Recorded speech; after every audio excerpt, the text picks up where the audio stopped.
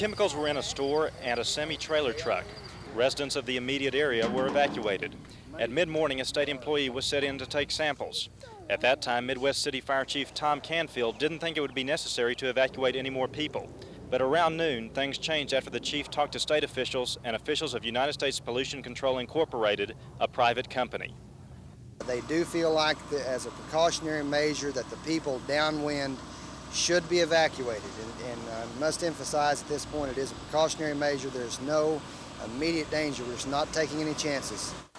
This afternoon, USPCI began cleaning up. They built sand dikes to prevent spillage and began the process of preparing the chemicals for disposal. The cleanup is expected to take a couple of days. It's hoped people can return to their homes after that time.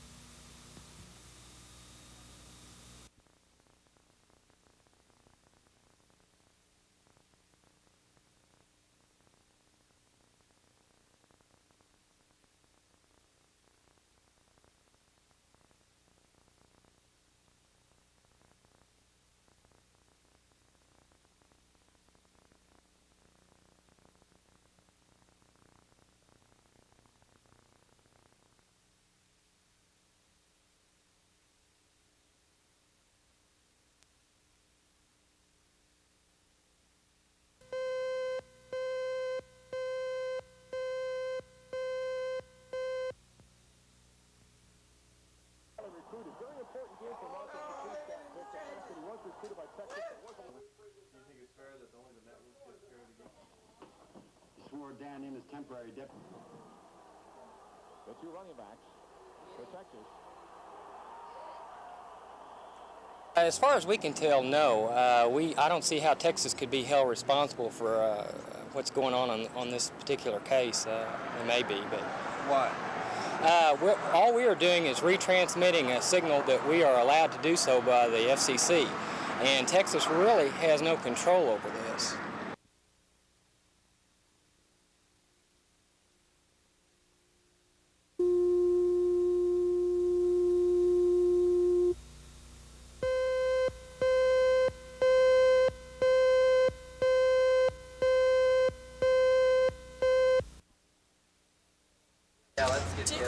Where roll call yet?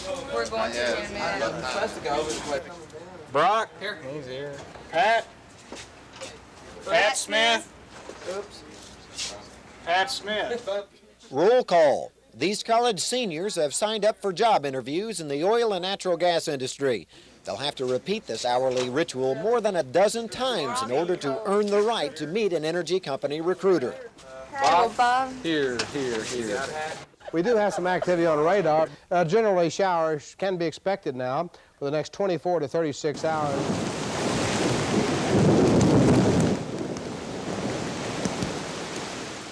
The rain has driven them indoors, but 16 hours later, the students remain in line. The competition for job interviews is intense, especially for students with petroleum land management degrees. The current energy slump has forced recruiters to cut back their visits to college campuses. Seniors concerned about their careers are forced to continually camp out.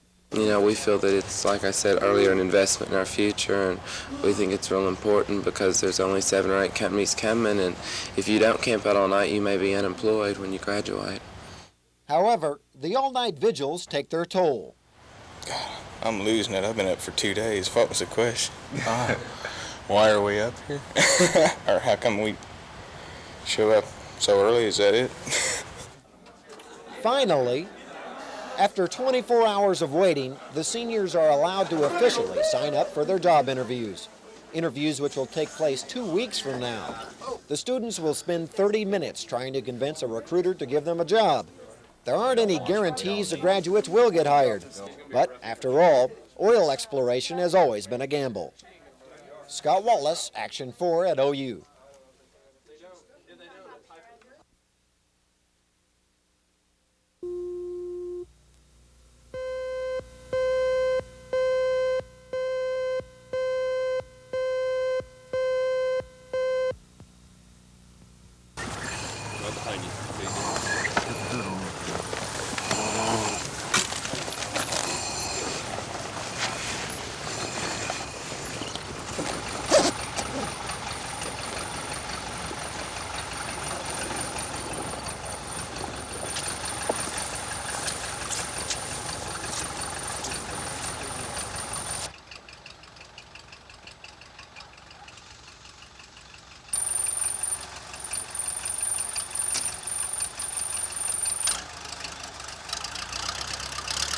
the State Health Department and the Ag Department have been collecting air samples.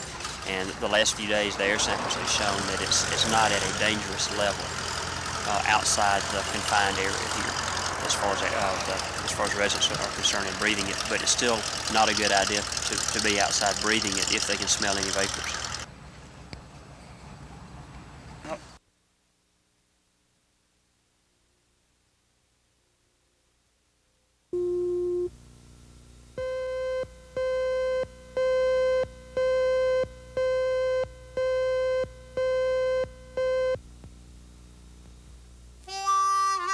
He was born in Oklahoma Territory in 1888. The rugged prairie helped to develop Jim Thorpe into one of the best athletes of our time. The Sac and Fox Indian won track meets single-handedly. He was an All-American football player in college. In the 1912 Olympics, he won 2 gold medals.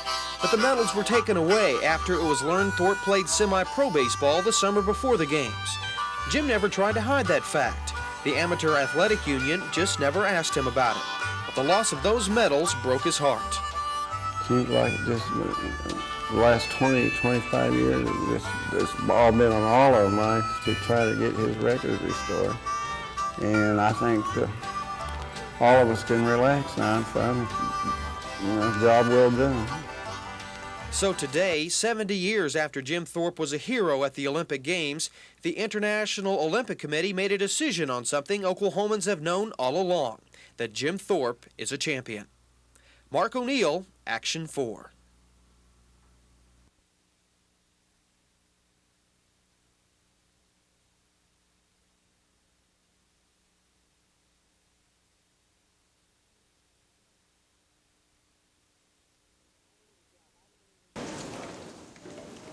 I need a job. I don't even have a bank account. With the pay that they give, I barely make my payments at home, rent and utilities and what little necessity I have. That was the voice of 61-year-old Hazel Mullenix, who until the beginning of this week was a janitor at Will Rogers World Airport. After 10 years of service, she and about 35 of her co-workers were fired for allegedly not doing a good job. At the time, she was one of the highest paid workers at $3.90 an hour. Today, for the first time since the mass firing, some of the unemployed janitors managed to catch up with the company president from ITS. And the fired employees had some pointed questions about their dismissals. Why would you fire me and a few others? Because we were doing our job. I know that they needed to be weeded out. I know that. But why take the good ones along with the bad ones? You have to understand, it would have been totally a biased position on my part to come up here and point at one person and say you stay and at another person say you leave. It was an all or none situation for us. Well, why weren't we given more notice than what we were, except 5 minutes before 3 o'clock or for my time to be? We don't feel like that giving notice to the entire group of people was in our best interest, because we would have had, we felt, a group of people who may have tried to sabotage what operation we had left. The fired workers were replaced by 15 Korean janitors who are acting as troubleshooters. ITS says it has no idea when it might even consider rehiring some of those who were fired. However, if the new workers prove they are capable of cleaning the airport, it's doubtful any of the former ITS employees will be put back on the payroll. Ed Stewart, Action 4.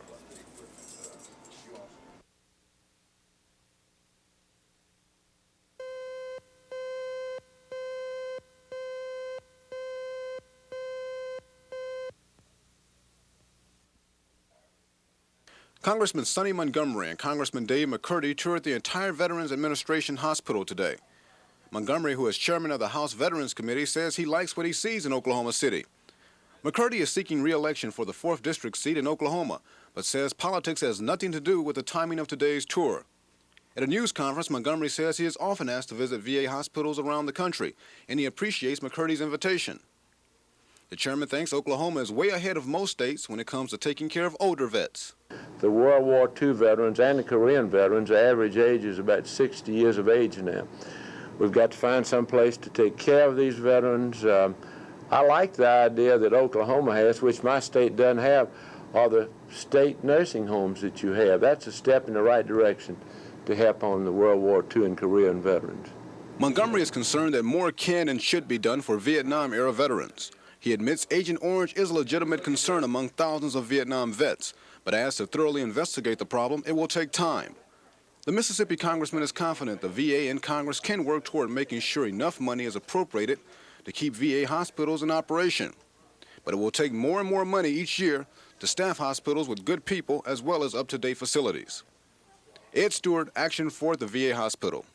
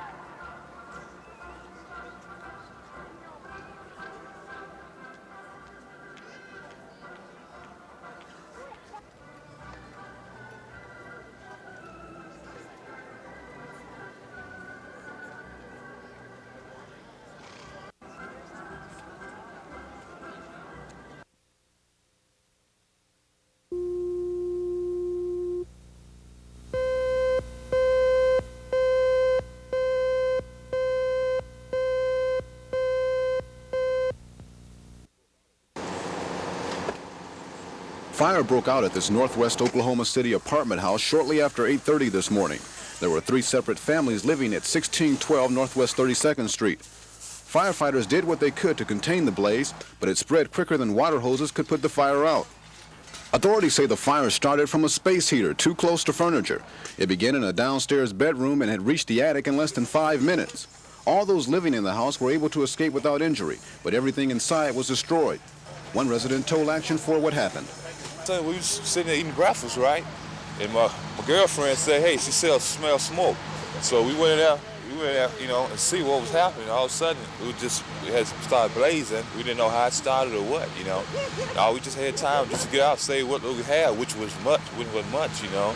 So I knocked on the door, tell the tenant next door, hey, you know, a fire started, get out, you know. And upstairs, I didn't know they was sleeping, but neighbor next door, he went up there and helped out and told him to come on out because we only had time just to get out, you know, say what little we had. Total loss to the building and contents is estimated at $30,000. Firefighters expect there will be more fires started by space heaters now that nighttime temperatures are dropping. Authorities are cautioning people to avoid situations like this by being more careful when using portable heaters. Ed Stewart, Action 4 in Northwest Oklahoma City.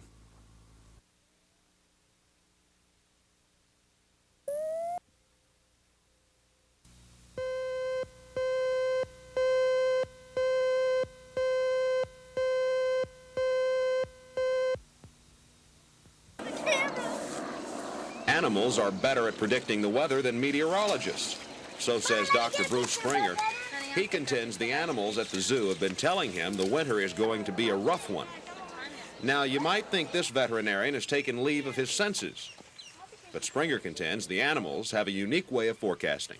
I've noticed just through observations that the length of hair coat that animals grow in the fall is related to the kind of weather we can expect later on during the winter. The longer the hair coat, the colder it's going to be. So I think that the animals are trying to get ready for what could be a pretty tough winter. Until the winter, though, the animals wait impatiently, just letting their coats grow and probably thinking back to remember another rough winter. The seals don't mind the cold, though. So when you do stop by the zoo, stop in and see the seals. Maybe they'll tell you about something other than the weather. Dan Slocum, Action 4.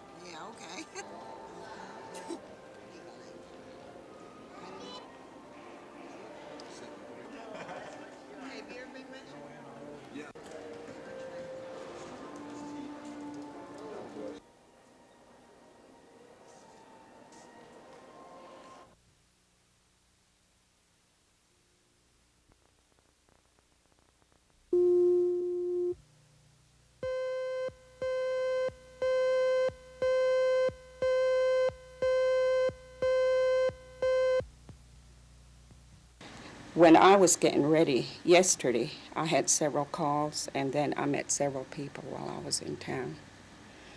And they told me that we're praying for you, and we hope that everything comes out good for you, because they feel like that the outcome here will affect them too. Berdina Holder is absolutely right. The first step in what promises to be a lengthy legal battle will affect many of Oklahoma's Indians and many energy companies as well.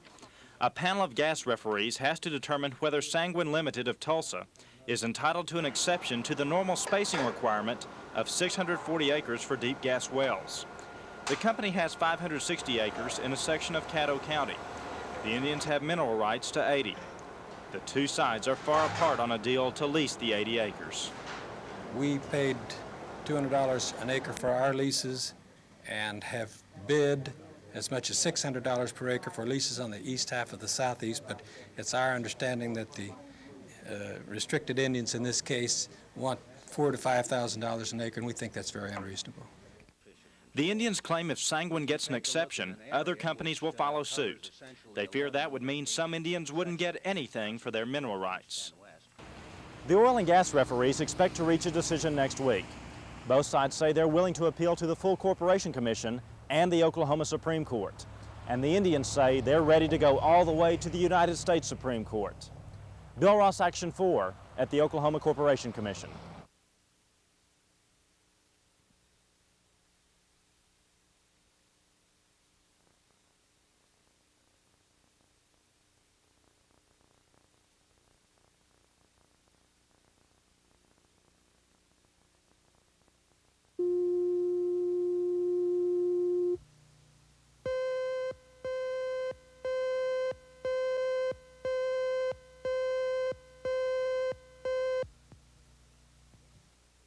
Dun, dun, dun, dun. Yes, rectal thermometer to newsman, film at 11.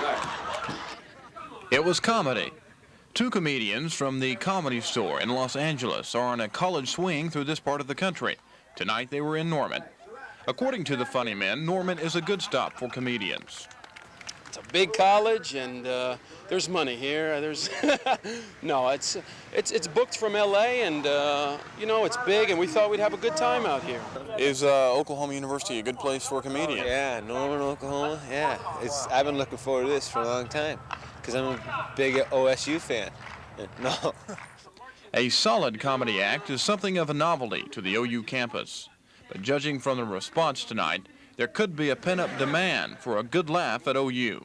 We'd seen a poster on a fraternity house door, and so we decided we'd come over and check it out. So it was really a lot of fun. Would you like to see more of this? Yeah. Oh, definitely. I'd like to have one in Norman. That'd be fun. At times, the audience was the comedy as group participation took place.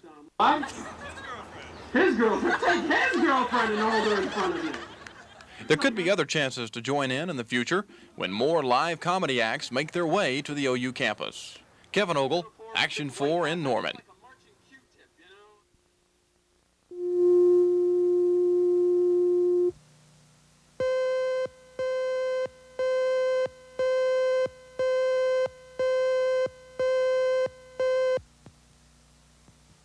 That's kind of bland. It didn't insult anybody too much. Right.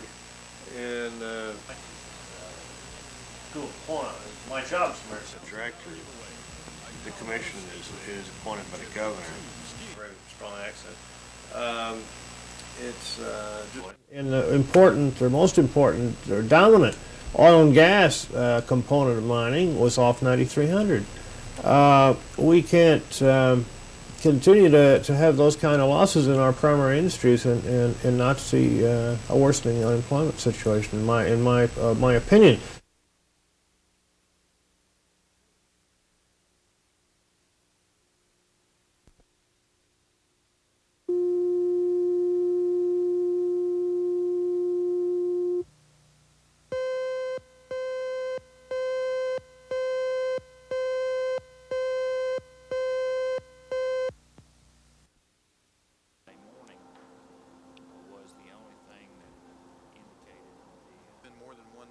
4.5 miles up Penn to Interstate 240, then east to Kelly, where the car, which was pulling away from the police unit at that time at speeds of about 100 miles an hour, hit the concrete cone and post that holds up traffic signals in the center median, sideswiped that, went out of control down the center median,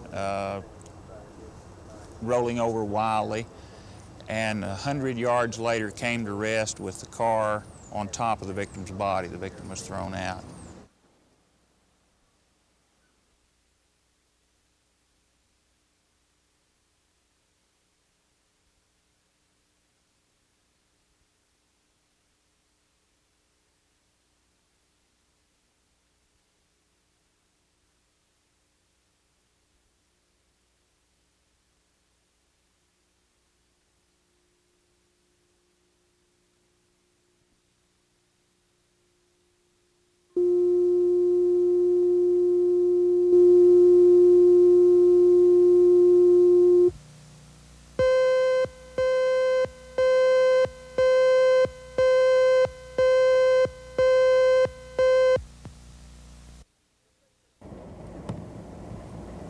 The State Transportation Department is aware of the concerns in Thomas, Oklahoma. They agree there is a problem, but they don't agree that building a new bridge is the answer. The state sees the issue from another perspective, with nearly 400 bridges across the state in far worse condition.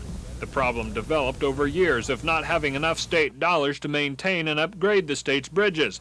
Add to that new and heavy oil equipment traveling over old bridges not designed for the weight. The problem is severe. The solution is costly. We have 97 that are structurally deficient, which at today's prices to replace, we're talking about $55 million. And then we have a number that are functionally obsolete. There's about 382 of those, and we're talking about in excess of $100 million. So the combination of the two, we're talking about over $155 million. The state says they're making headway on the bridge and road problems, but the process is long and slow. In the meantime, the solution they can offer for bridges with wide or heavy traffic is rerouting that traffic and increasing enforcement of the state's laws. Charles Schnitzer, Action 4.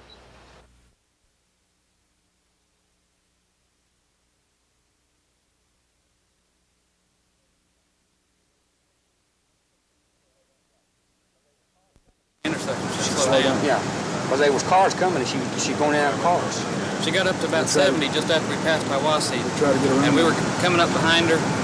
As we got pretty close to her, she slammed, locked them up. She started turning left on Midwest. Police officers on the scene tried to piece together the shootout and chase that left one woman hospitalized.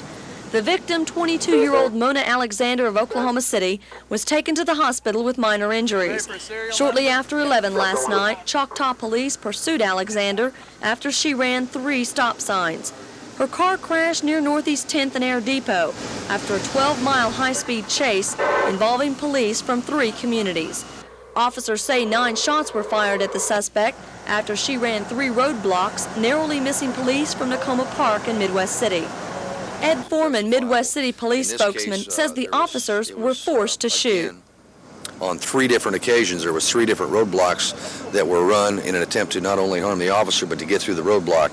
So as things culminated through the evening, you can imagine the thoughts of the officers that, what exactly she was running from. Foreman says a motive for the suspect's evasion of police officers has not yet been determined. This morning, 6 felony and municipal charges were brought against Alexander. Debbie Mash, Action 4 in Midwest City.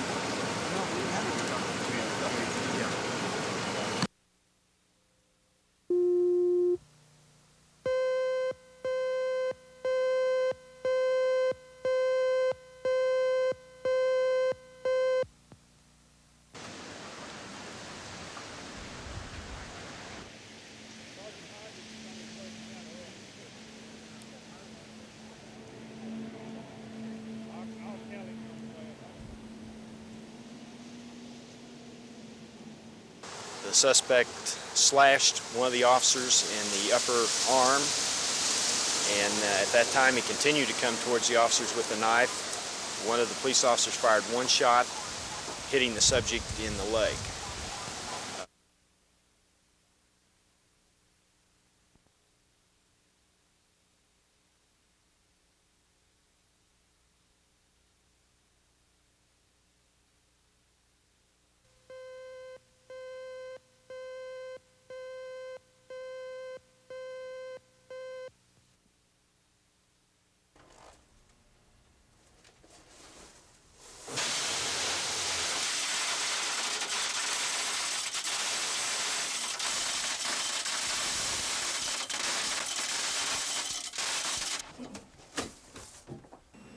mainly from a personal standpoint, I think the safety factor that's involved in it, it's highly unlikely that you're going to do anything to a penny or a nickel, and most of us have a few pennies laying around the house anyway, and maybe that'd put them all back in circulation more.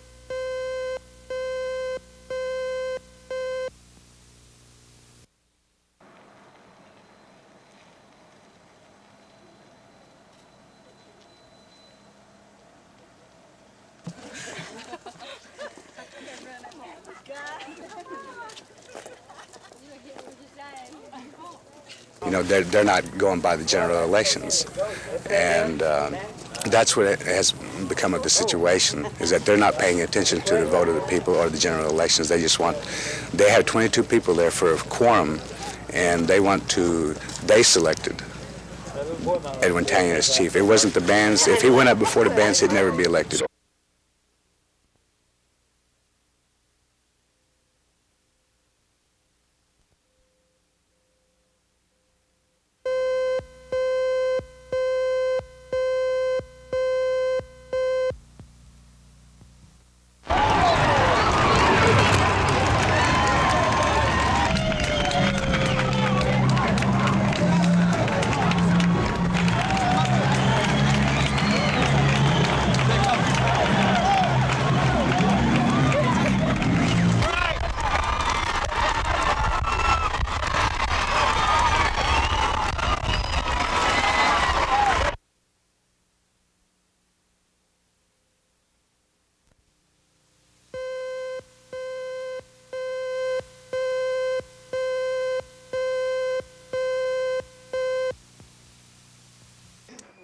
We're hoping to be able to find an efficiency for us to stay in, and if not, we're going to stay in the car.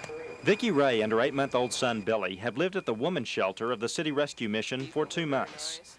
But if there's no heat in the shelter by the end of the week, the building will close and about 60 women and children will be out on the streets. The shelter does more than provide meals. It has a transient need program that gives the women clothing and a place to sleep. The regeneration program provides help for women with problems. Some may have been beaten or had trouble with drugs or alcohol. The women are hopeful they'll be able to stay in the shelter. Since last Friday's story, the shelter has received 30 calls from people who want to help. The missions director is hopeful he can keep the shelter open because people have shown that they're concerned. We're going to do something. We've got to. And people, what's amazing to me is that people we've never heard from before are responding to it, and that's neat. You know, sometimes you wonder if anybody is listening out there, you know. And sometimes just a call, I know that, you know, people can't afford a lot of money, but a lot of little money would sure help. So now the shelter is in a race against time and the elements. The people here have to have heat before winter moves in. Bill Ross, Action 4 at the City Rescue Mission.